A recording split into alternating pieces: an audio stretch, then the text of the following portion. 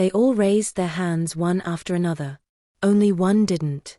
In that quiet living room, Jasmine sat frozen, her son Noah clinging to her arm. Her sister-in-law, Clarissa, stood at the head of the table like a self-appointed judge. Should Jasmine be uninvited from family events?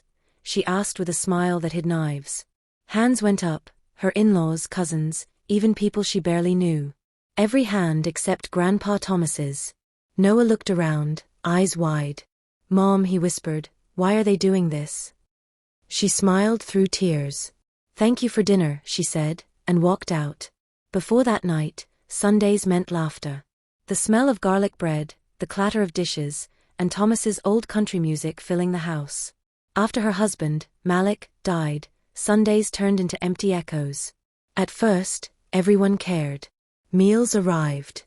Clarissa brought casseroles and hugs that smelled like lavender. Her in-laws, Margaret and David, called daily.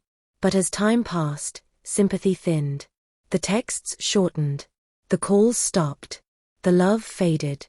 Jasmine realized something painful. They hadn't loved her. They loved Malik. Without him, she was just a memory they didn't want to face.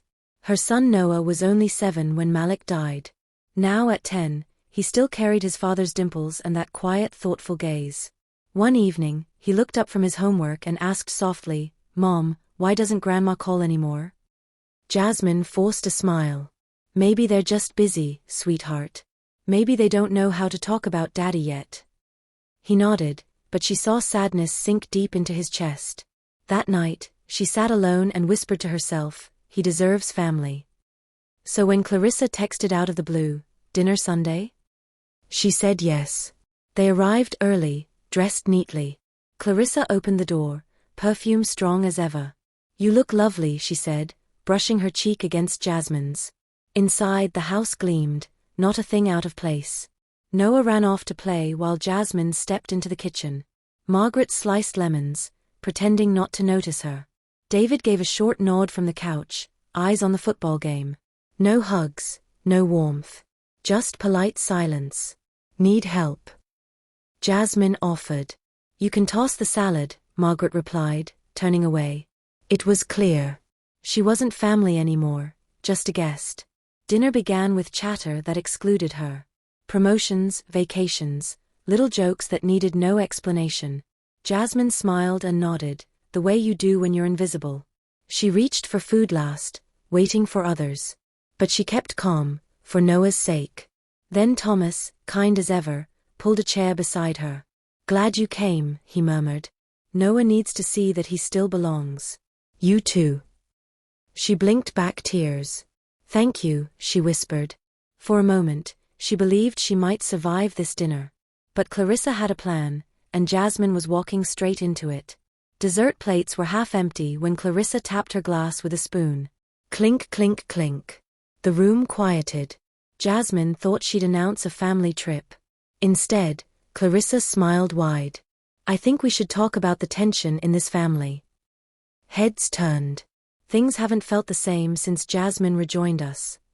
The word tension hung heavy in the air. Jasmine froze.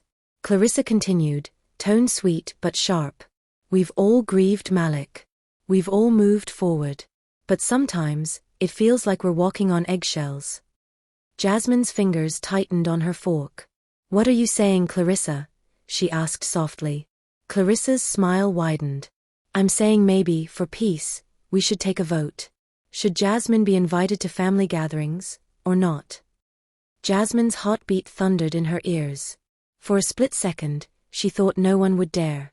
But one by one, hands lifted. Margaret. David. A cousin. Then another. Until only Thomas sat still, shaking his head. "This is wrong," he said quietly.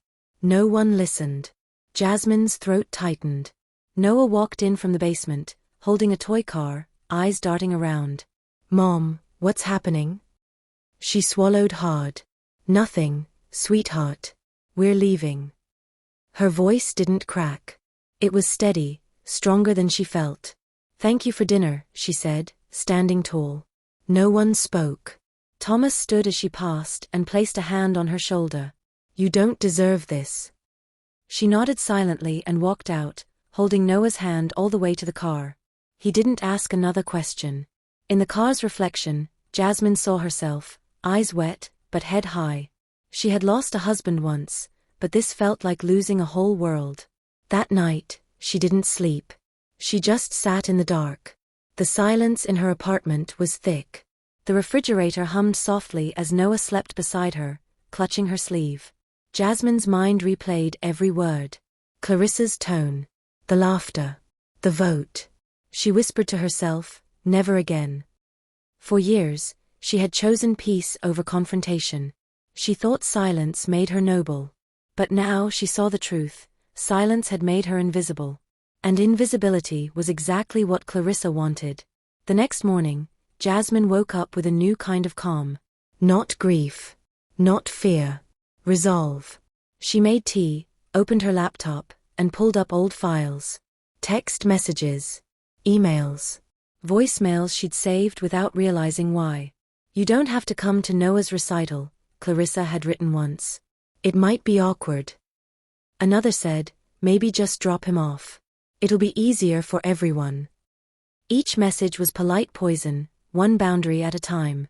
Jasmine's stomach turned. She opened her notes app and started typing. Every slight, every whisper, every act of exclusion. It was time to turn pain into proof. By afternoon, she found a law firm online, Rhodes and Parker Family Law. The reviews said they handled emotional harassment and defamation cases. Jasmine clicked request consultation. A day later, she sat across from attorney Dana Rhodes, a calm woman with steel in her eyes. They didn't expect you to fight back, Dana said. Jasmine nodded. I'm not doing this for me, she whispered. I'm doing it for my son. Dana leaned forward. Then let's make them listen. And just like that, Jasmine's silence ended. She shared everything, the texts, the audio from Noah's smartwatch, the recording that had caught Clarissa's exact words that night. She's too weak to fight back anyway. Dana's brows arched. Perfect, she said. That's intent. Together they built the case. It wasn't about revenge. It was about emotional harm, humiliation, and the manipulation of a child.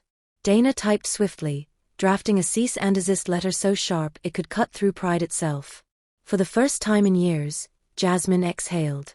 They wanted peace, she murmured. Let's give them silence instead. 2 days later, every adult who had raised their hand received a letter. Sealed. Formal. Delivered by courier. Jasmine told no one. She made breakfast, packed Noah's lunch, and carried on like it was any other day. But by noon, the phone started buzzing. Missed calls from Margaret. Texts from David. We need to talk. Then Clarissa messaged, seriously? A lawyer? You're tearing this family apart over dinner. Jasmine stared at her phone, calm as ever. No, she thought. You tore it apart the moment you voted. Inside each letter, Dana's language was precise. It detailed every instance of manipulation, exclusion, and emotional damage, backed by timestamps and quotes. The boldest line read, "She's too weak to fight back." It warned of legal consequences if any further attempts were made to isolate Jasmine or emotionally harm Noah. The closing paragraph was simple but devastating. This mother's silence was once a gift. It is no longer available. That sentence echoed louder than any courtroom speech could. Within 24 hours, silence spread through the family group chat like wildfire. No one argued. No one denied. They all knew the truth.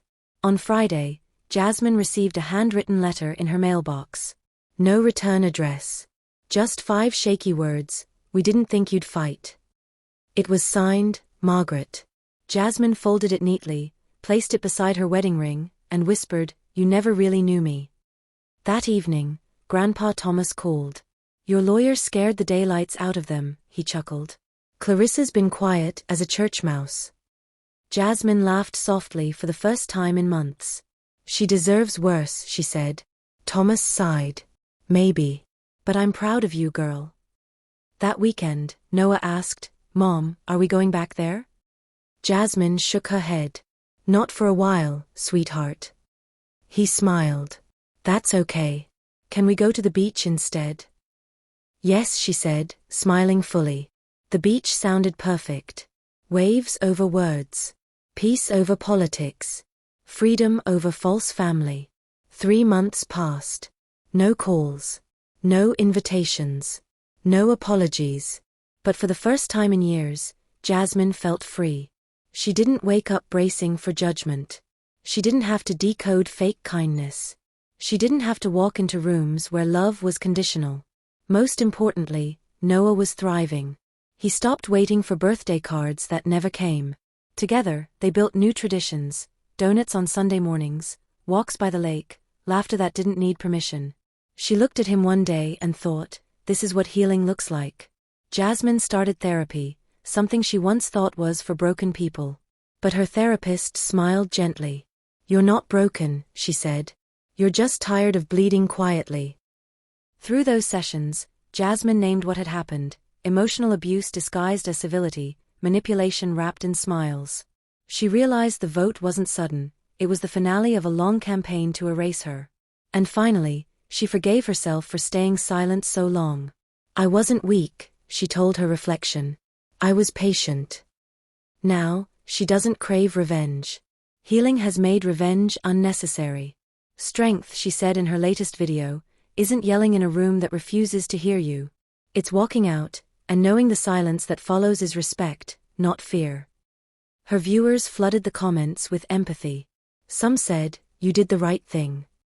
Others wrote, "I felt this in my soul." Jasmine smiled at the screen. She wasn't telling her story for pity. She was sharing it for anyone who'd ever been voted out of love. Grandpa Thomas still visits every Saturday. He and Noah play chess badly and eat too many cookies. One afternoon, Noah looked up and asked, "Do you think they miss us?"